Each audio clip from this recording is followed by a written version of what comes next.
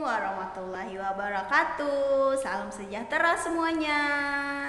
Kembali lagi di saluran Lydia Rahmawati 18. Video ini kita akan membahas tentang kebahasaan teks eksplanasi KD 3.22. Tujuan pembelajarannya yaitu diharapkan peserta didik dapat mengidentifikasi struktur teks eksplanasi dan kebahasaan dalam teks eksplanasi. Materi yang pertama ada struktur teks eksplanasi. Ya, yang pertama strukturnya ada pernyataan umum, yaitu berisi mengenai statement atau pernyataan umum tentang suatu topik yang dijelaskan proses keberadaannya, proses terjadinya, atau proses terbentuknya.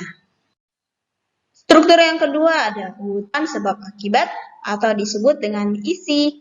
Nah, di dalam urutan sebab akibat ini berisi mengenai detail penjelasan proses keberadaan atau proses terjadinya yang disajikan secara urut atau bertahap dari yang paling awal hingga yang paling akhir. Struktur yang terakhir ada interpretasi, yaitu berisi mengenai kesimpulan atau pernyataan tentang topik atau proses yang dijelaskan. Materi yang selanjutnya ada pembahasan teks eksplanasi. Yang pertama berfokus pada hal umum atau disebut dengan generik, bukan partisipan manusia atau non-human partisipan. Misalnya gempa bumi, banjir, hujan, dan udara. Yang kedua yaitu unsur kebahasannya ada kemungkinan menggunakan istilah ilmiah. Nah, istilah ilmiah ini boleh berasal dari sains atau kamus.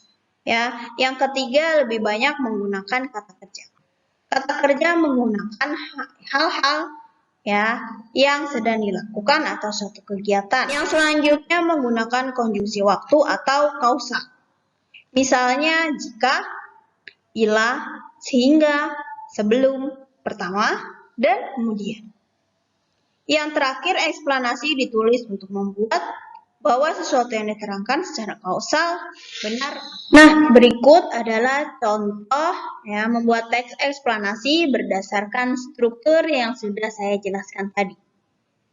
Mohon maaf, ini judulnya lupa saya cantumkan, jadi kalian awal-awal harus membuat judul, ya. Nah, struktur yang pertama tadi kan ada namanya pernyataan umum. Ya, berarti di sini judulnya adalah tahapan terjadinya gempa bumi. Nah, dalam pernyataan umum, ya, contohnya sebagai berikut. Gempa bumi merupakan kejadian alam berbentuk gerakan bergelombang ataupun getaran pada kulit bumi yang dapat terjalin sebab pergerakan lempeng bumi ataupun letusan gunung berapi.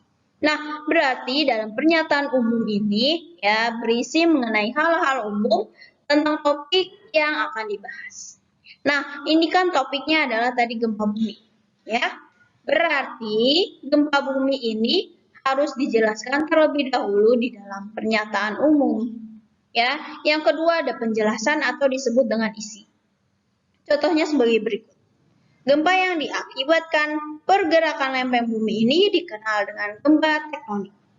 Sebaliknya gempa yang diakibatkan oleh letusan gunung berapi diucap gempa vulkanik. Terdapat banyak kerugian yang biasanya ditimbulkan oleh gempa bumi berskala besar.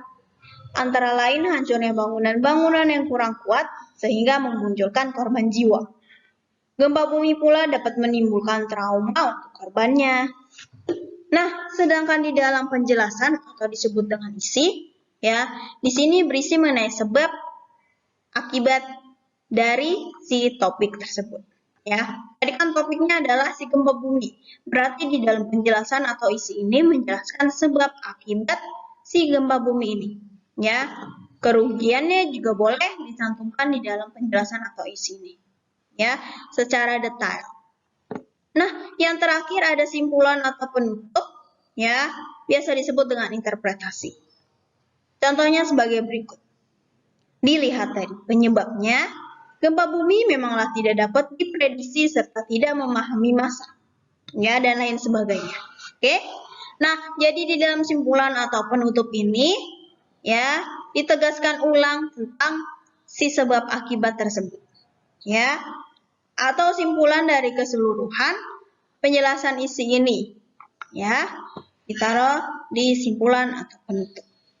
Ya, apakah sudah paham tentang struktur? Jika belum, boleh tanyakan melalui kolom komentar di bawah. Oke? Bagaimana selanjutnya untuk cara menganalisis unsur kebahasaannya? Ya. Oke, kita ulang lagi atau kita kembali ke kebahasaan teks eksplanasi 5. Tadi di sini. Nah, bagaimana cara menganalisisnya? Tadi kan ada 5 kebahasaan teks eksplanasi. Tadi contohnya juga saya berikan tentang gempa bumi. Nah, jadi kalian harus membaca tentang teks eksplanasi mulai dari awal hingga akhir terlebih dahulu, baru kalian analisis ya kebahasannya. Contohnya, di sini saya mengambil menggunakan konjungsi waktu dan kausal. Nah, ada nggak nih konjungsi waktu dan kausal dalam teks eksplanasi gempa bumi yang tadi? Ya, ada nggak nih kata jika, bila, sehingga, sebelum, pertama, dan kemudian? Jika ada, tinggal dianalisis. Ya. Berdasarkan teks ya eksplanasi dengan judul ya tahap terjadinya gempa bumi, terdapat konjungsi waktu dan kausal pada paragraf keberapa, kalimat keberapa. Ya, kalimatnya adalah sebagai berikut misalnya. Sedangkan konjungsi waktunya terdapat pada kata sebelum misalnya, ya. Dan lain sebagainya, ya, sampai dengan 5 unsur kebahasaan. Begitulah cara menganalisis unsur kebahasaan dalam teks eksplanasi. Ya, apabila ada yang ingin ditanyakan tentang materi teks eksplanasi, bisa langsung hubungi saya atau komentar di bawah menggunakan nama lengkap, kelas, dan asal sekolah. Ya, sekian pembelajaran tentang teks eksplanasi. Semoga apa yang saya sampaikan dapat bermanfaat dan menambah wawasan, juga dipahami dengan baik. Ya, Assalamualaikum warahmatullahi wabarakatuh.